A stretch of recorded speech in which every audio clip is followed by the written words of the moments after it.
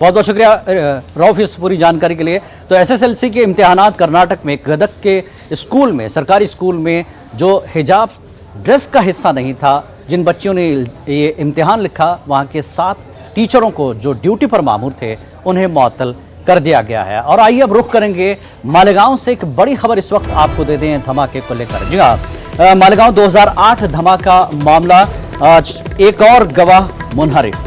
इस केस का 20वां गवाह भी मुनहरिफ हुआ है। मालेगांव से 2008 धमाका मामले को लेकर बड़ी खबर, एक और गवाह मुनहरिफ हुआ है। इस केस का 20वां गवाह है जो मुनहरिफ हुआ है।